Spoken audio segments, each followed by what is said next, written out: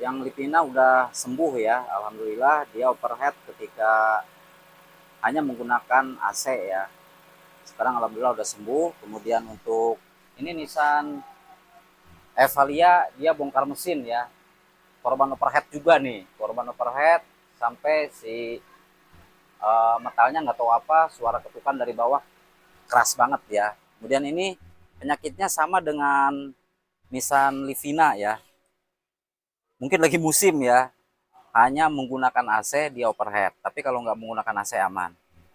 Eh, kita menelitinya harus pelan-pelan guys, jadi jangan terburu-buru, jangan asal ngambil tindakan, berbahaya guys ya. Pokoknya saksikan videonya sampai selesai guys. Ke reservoir ini nih ya, malah meluap dia ke sini nih guys. Dia keluar dari sini nih, meluap ya. Oke. Assalamualaikum warahmatullahi wabarakatuh. Selamat pagi semuanya. Salam sehat untuk semuanya dimanapun kalian berada. Tetap semangat. Oke, kali ini kita kedatangan satu unit Nissan Grand Livina, masih di Nissan ya. Nah, ini trouble-nya dia overhead ketika menyalakan AC atau menggunakan AC. Tapi kalau nggak menggunakan AC, dia nggak overhead ya, aman dan stabil. Tapi alhamdulillah menurut keterangan si owner sih, kalau misalkan udah nyala lampunya, lampu peringatan suhunya kan kalau overhead pasti merah ya. Nah itu dia langsung berhenti, nggak sampai macet ya, atau nggak sampai ngejim. Nah apa sih overhead? Overhead adalah ketika suhu engine itu melebihi batas ambang ya. Untuk rata-ratanya kan di 96 derajat Celcius, kemudian si termostat akan membuka dan akan didinginkan melalui radiator ya, dan extra fan. Terus akan bersirkulasi ya. Nah nanti setelah si suhunya kembali turun, dia akan kembali menutup si termostat. Nah termostat itu kan untuk agar si engine ini suhunya tetap stabil ya, yang suhu yang sudah ditentukan pabrikan ya, seperti di 96 derajat Celcius dia akan turun kemudian menutup lagi, 96 derajat Celcius misalkan dia membuka lagi, nutup lagi, seperti itu ya, agar si bahan bakar itu stabil ya. Kapan si injektor itu harus disemprotkan, berapa mili per detik ya yang harus disemprotkan. Nah itu diatur sesuai dengan suhu. Makanya untuk unit-unit sekarang kan banyak sekali seperti sensor TVS ya, maksudnya banyak sensor ya. Kemudian IAT sensor, intake air temperatur ya, kemudian map sensor. Nah itu semua sudah dihitung nilai-nilai udara yang masuk dari filter udara melalui, kemudian melalui throttle body dan intake, dan masuk ke ruang bakar. Nah dari situ akan dibakar, kemudian akan direkam kembali hasil pembakarannya di O2 sensor ya. Dan O2 sensor akan melaporkan kalau misalkan terlalu berlebihan, si ECU akan memerintahkan injektor untuk menurunkan volumenya, seperti itu ya. Nah, kembali ke pokok utama, overhead itu jangan diabaikan ya. Apalagi overheadnya parah ya, misalkan dikit-dikit langsung naik suhunya, dikit-dikit langsung naik suhunya, itu segera ditindak ya. Nah, ini kan unit sudah kita cek semua ya, dari mulai radiator, kemudian selang-selang, kemudian kompresi udah kita cek semua. Tapi kayaknya aman guys, aman, nggak ada yang bocor. Kita udah pompa juga ya, menggunakan pompa dari sini nih, dari selang reservoir menuju tutup radiator ini udah kita pompa, semuanya aman, nggak ada yang bocor. Tapi kalau menggunakan AC ini airnya malah meluap ke sini nih, ke reservoir ini nih ya, malah meluap dia ke sini nih guys. Dia keluar dari sini nih, meluap ya. Oke. Bagaimana caranya kita menangani unit overhead? Yang pertama kita pelan-pelan ya, karena mekanisme overhead itu maksudnya mekanisme sistem pendingin itu kan banyak, seperti termostat, kemudian water foam, radiator, extra fan, terus selang-selang ya, selang-selang yang kecil harus kita periksa juga. Kemudian ada sensor ICT ya, nah itu elektrikal ya, nah itu harus kita cek juga semuanya pelan-pelan. Dan aturan prosedurnya seperti apa nanti kita apa dulu yang harus kita cek setelah kita cek dari radiator.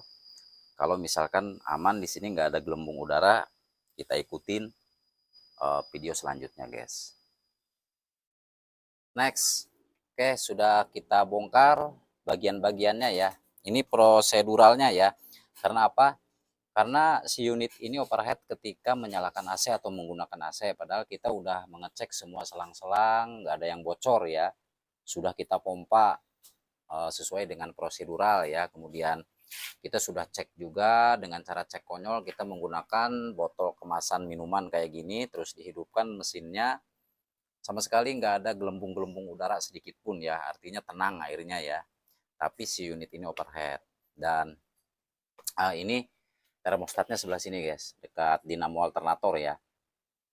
Ini termostatnya, kemudian sekalian juga kita lepas bagian IGR sini ya.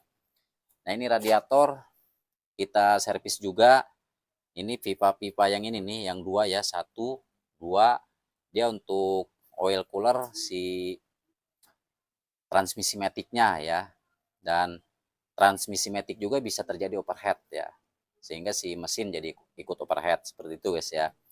Oke, terus ini termostatnya udah kita buka juga. Kayaknya sih fisiknya bagus ya termostat. Termostat ini jangan dicopot ya, kita pasang lagi. Kalau misalkan masih layak bisa kita gunakan. Terus ini nih extra fan dia berputar dengan baik. Kadang-kadang low, kadang-kadang high. Terus kemarin kita test drive, kita hidupkan sambil kita nyalakan AC. Kalau misalkan suhunya sudah tercapai dia high ya, kemudian dia low lagi. Nah ini resistansinya untuk mengatur apa namanya high glow di extra fan atau kipas pendingin ya, untuk Nissan Livina. Terus ini IGR guys, sekalian kita bersihkan juga IGR-nya ya, sekalian kita bongkar. IGR adalah apa, lupa lagi, exhaust gas recirculation ya, untuk mengurangi emisi, apa namanya polutan ya, nitrogen oksida atau NOx, sehingga nanti bisa terbakar kembali melalui intake ya. Jadi gas yang berbahaya, gas yang tidak bermanfaat akan kembali dibakar ke intake, sehingga mengurangi gas emisi yang berlebihan dan apa namanya mematuhi peraturan gas emisi ya. Oke, nanti kita lanjut. Intinya pelan-pelan proseduralnya harus seperti ini, jadi jangan terlalu gegabah. Terus ini si water foam ya, lupa ya. Water foam kata si usernya, si owner masih baru, beberapa hari yang lalu dia ganti karena yang bawaannya dia udah bocor ya, udah bocor sehingga dia ganti. Nah jadi water foam apa aman, nggak usah kita buka ya. Panbel aman juga ya. Nah inilah aturannya guys, kita cek dulu semua kebocoran, mungkin ada kebocoran dari selang-selang, bertahap ya. Mekanisme sistem pendingin itu apa, kita cek dulu sebelum kita melakukan tindak lanjut membongkar silinder head. Oke, nanti kita lanjut ya. Next. Oke, ini radiator udah kita servis ya, karena kemarin kan nggak ada apa namanya penyakit-penyakit di yang lainnya ya, seperti di packing deksel, kemudian kebocoran, selang-selang itu nggak ada, terus extra fan aman. Nah kita sekarang habis nyervis radiator ya, ke tukang servis radiator, ternyata tersumbat semua guys di sini nih. Tersumbat semua, jadi kurang lancar ya. Terus termostat ini masih bagus, nanti kita bersihin dulu guys. Kita pasang lagi, jangan pernah copot-copot termostat ya. Oke, kita pasang dulu guys. Udah kita pasang ya semua ya. Radiator kita cek, kemarin kotor radiatornya parah banget ya. Banyak yang mampet, bukan banyak, hampir semuanya mampet ya, pokoknya tersumbat ya. Ini udah kita pasang sekalian, tadi IGR juga kita bersihkan untuk supaya agar performanya lebih sempurna lagi ya. Sekarang kita tes menggunakan AC. Biasanya dia meluap dari sini guys, biasanya meluap dari reservoir ya. Oke, kita tes dulu, kita angkat. Nah ini bersih ya, benar-benar bersih, nggak ada gelembung-gelembung udara ya. Berarti untuk kompresi dia nggak nyebrang ke sistem pendingin. Oke, kita lepas, kita tutup aja dulu guys. Nanti tunggu suhunya sampai tercapai menggunakan AC ya. Kalau misalkan masih overhead berarti ada kelainan di tempat yang lain. Ini udah capek, katanya udah capek, udah keluar masuk bengkel, katanya nggak ketemu-ketemu ya. Lanjut guys. Oke, temperatur udah tercapai. Sekarang kita coba AC-nya dibesarin ya. Untuk AC-nya dibesarin. Terus ininya di 2 atau di 3 nggak apa-apa ya. Kita ngetes dan alhamdulillah untuk bulan temperatur di sini terbaca 89 derajat Celcius.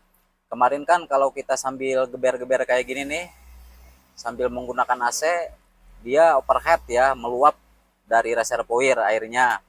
Nah sekarang alhamdulillah udah sembuh guys ya. Jadi kayak gitu ya, nggak usah kita harus bongkar-bongkar silinder head dulu, salah penanganan. Intinya bertahap ya, bertahap kita cek mekanisme-mekanisme yang mengarah ke overhead itu apa, kemudian jalur-jalur untuk sistem pendingin itu apa aja ya, misalkan termostat, kemudian water pump, tutup radiatornya, kemudian extra fan itu harus kita cek juga ya sebelum kita tindak lanjut ke lebih jauh ya. Nah ini alhamdulillah udah clear, udah nggak overhead, masih tetap ya dia di 90, turun lagi 90, nanti ke 86, 85 ya. Alhamdulillah udah clear ya. Dan extra pen untuk unit Nissan Livina itu ada high dan low ya. Kalau misalkan low dia ketika tidak menggunakan AC. Tapi kadang-kadang dia high ya. Gimana situasi cuaca ya, kalau misalkan temperaturnya cuacanya sangat panas sekali, itu bisa otomatis. Terus kan ada modul resistansinya di extra pen-nya, itu modulnya ya untuk high dan low-nya extra pen Nissan Livina. Oke, sudah normal ya. Ini sambil kita geber-geber kayak gini, alhamdulillah air nggak meluap ya, nggak meluap ke reservoir. Kalau kemarin langsung keluar guys ya, kemarin langsung keluar, sekarang aman ya. Oke, coba kita lihat ke depan ya. Ini udah lama banget kita nyalain ya. Nah ini alhamdulillah ya, kemarin dia keluar dari sini guys, keluar dari sini dia ya. Berarti positif, ini penyakitnya dari radiator yang tersumbat. Kenapa? Karena si air yang dari sini mau balik lagi ke engine, dia tersendat di sini ya, tersendat, terus dia balik ke sini nih, balik ke sini ke reservoir, kemudian dia naik ke sini nih ya, gitu guys. Jadi penyebabnya dari radiator. Oke guys, ini semuanya sudah kita rapikan, IGR sudah kita bersihkan.